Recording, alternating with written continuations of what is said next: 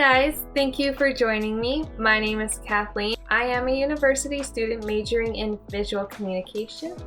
I decided I wanted to film myself as I move along in university so that I can see my progress and how I develop as a designer.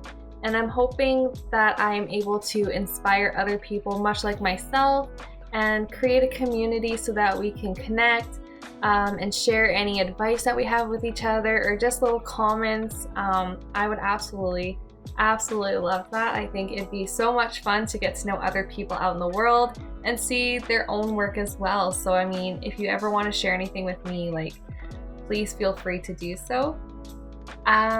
What my content is mostly going to consist of is all the projects that I do for school. I'm hoping to film pretty much my entire process from start to finish, and then I'm even going to share with you guys, the critiques that I get from my professors, and all the grades that I get. I'm going to be completely open, keeping in mind that I'm going to be coming back to these videos later in life as a reference to see, how I've developed, how I've changed, and, the things that really seemed to work for me, what didn't work for me. So that's kind of what the main thing is here. So I'm very excited to get started. How I got into this field, I absolutely love creating. I love exploring different ways to communicate my passion, and that's kind of how I stumbled upon graphic design. I was working at a printing and graphic design shop for the last 3 years before I started university, so I kind of got to see the behind the scenes, how that kind of business runs, and I just absolutely loved it. I loved getting to talk to the customers and just helping them with their projects, and it's honestly so much fun. So I'm very excited to be starting this. The schooling I am doing, it's a 4-year program. I'm in my second semester of my first year, so I have lots that I get to share with you guys. I didn't film anything last semester because there wasn't anything too exciting, honestly. It was just kind of getting the foundation of the design principles and all that. So now in the second semester, we're starting to be able to do our own designing and our own creations. So that's kind of the more fun content that I think you guys will enjoy. So yeah, this is my first video. I know it's going to be a little bit scattered. I'm still trying to figure out the best way to film these videos. I think I finally got it figured out, and by the time I had it figured out, a lot of my projects had already been completed. So I am going to just kind of show you what I have done, how I packaged them, how I submitted them to my teachers, and I'll just kind of do voiceovers as I go. So please forgive me for that. And yeah, like I said, I hope you enjoy. Alright, so the first project I had to do for my typography class was to create a poster based on a font that the teacher had chosen for me. The font I was given is called Adobe Jensen. My process that I had to do was to first research the type, figure out who created it, the date, and kind of the history behind it. And then from that knowledge, I had to create a poster that best explained and used the characteristics of the type in the best way to do so. So that's what you're going to see right now is the package folder that I made for that project. To begin the package folder, I included a title page and just kept it super clean and simple. And after that, I just included a rationale explaining what I understand about the font and when I feel it's best to use it. Next is the process. I begin any project with creating a mood board first. I love mood boards. I find them super beneficial for myself as well as for clients when you're presenting it to them so that they can kind of understand which direction you plan on going for and how it looks all together. These are the sketches I did. I presented them in class and everyone kind of told me which direction they think I should go into.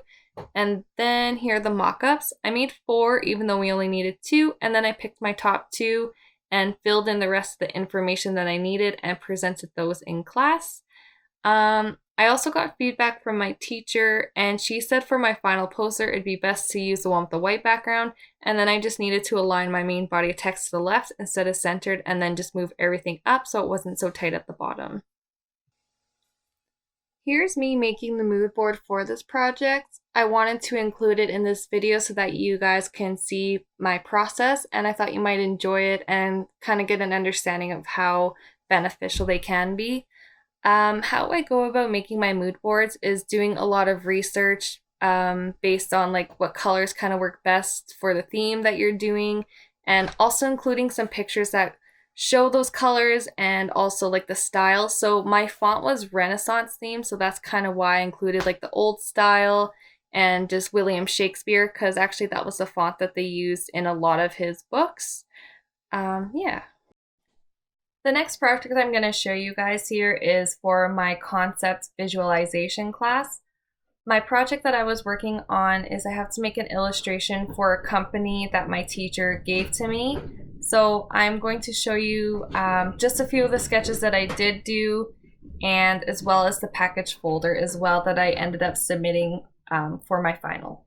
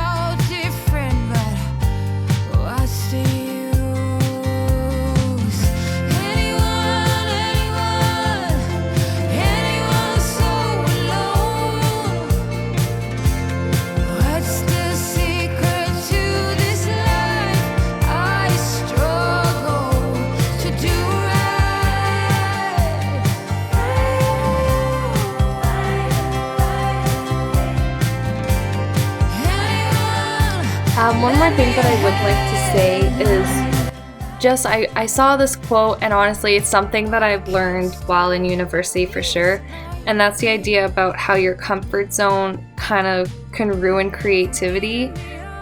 So all my classes, they're always saying you need to do at least 20 sketches. The one I had last semester, I had to make 100 different sketches, and it is a really great way for you to break through your comfort zone and start exploring new ideas that can be more unique. Even just with this project, when I look back at like what my original sketches were, I feel like they were something that other people would have probably come up with as well. And then during the second and even the third stage, I started to see how much more you can do from just doing different ideas and just sketching and sketching and sketching until eventually you figure out what it is that you want to do. And it's really amazing to see the difference and the progress that you can make.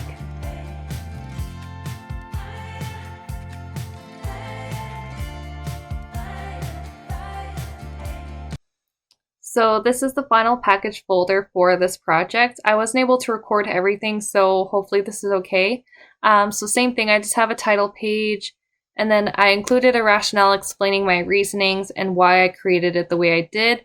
I made it for a tattoo ad magazine, which was one of the options that we had to choose from. Then you can see my word cloud and then my initial sketches that I did. So kind of more simple and just really rough, not really sure which way I was going to go. And then these were the second stage sketches, which I presented to the class. The ones they really liked was the one with like the mouth and the beer. They just felt like that it kind of came to a dead end on both sides, which I agree. And then the teacher really liked the one with the martini glass and the microphone coming out of it. He said it was simple, but he really liked the metaphor, which actually he liked in a lot of the sketches that I did. And then these are my third stage sketches. So I tried to explore more with sound waves and going out beyond the picture and seeing like what more I can do. That was the martini glass that he liked, and I did it in front of a different style of sound waves, which I also really liked. And then here's my exploration. He wanted us to try different mediums for the picture, so I did markers and acrylic, and then in that top left corner is the mood board that I made for this project. I did like the way the markers looked. I just felt like they didn't bring enough vibrance to the picture, so I decided not to go with it. This is what I did for acrylic. I actually really liked how these ones turned out. It was very unique with the tool that I was using. Kind of the same thing though, like it added great texture, but I felt like you were missing out on a lot of the pictures and like what you could see just because I was just using a black Sharpie. So yeah, and then I also just kind of showed some more ways I was trying to use color and texture for acrylic and trying to find ways to make it work. And then I ended up going to digital. The one here is the one that I actually ended up filming myself doing, but I really didn't like the way it looked, so I'm not going to include it in the video here. But that is the final result in how it looks. And I do kind of want to show you the Illustrator file of that because it doesn't do it justice in the PDF. So I'm actually going to zoom in so you can see like the neon colors that actually radiate off of the rings.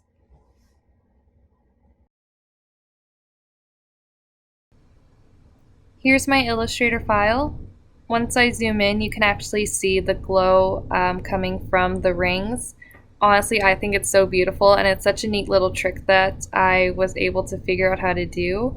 So I'm definitely going to be using it a lot more. And for the rest of the illustration, I just use the Shape Builder tool as well as the pen tool. I already submitted that project, and what our teacher does is even on the days that we submit our projects, he likes to look at the final with the class and give like a little bit of extra feedback. He does give us the opportunity to resubmit if we would like to, but I felt pretty comfortable with my exploration and the final project. I think that I didn't want to touch anything. Plus, what he ended up saying about mine is he really liked the concept. He just said maybe I could have cropped in a little bit tighter on the image itself, and instead of having so much space of the rings, maybe even like crop it to like where each wrist of the hands end.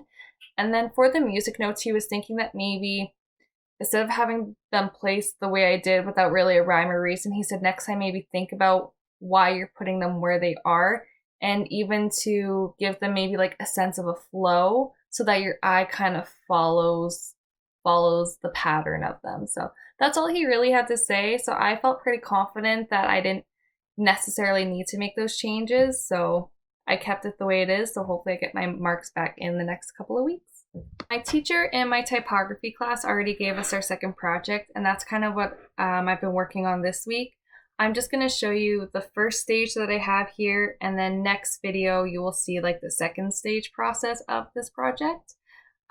Just a little quick information on what the project is. The teacher told us to look at a certain typeface. She gave us Helvetica, and then each student got their own letter in the alphabet. And with that, what we have to do is, with the letter that we got, pick a word that has at least 5 letters in it. And then she wants us just to sketch each letter and put it into like one long word. Just the main reason for doing this is just so that we start to really look at type and understand the anatomy of it. Like the kernings, the X heights, the stems, like the serifs, like pretty much everything.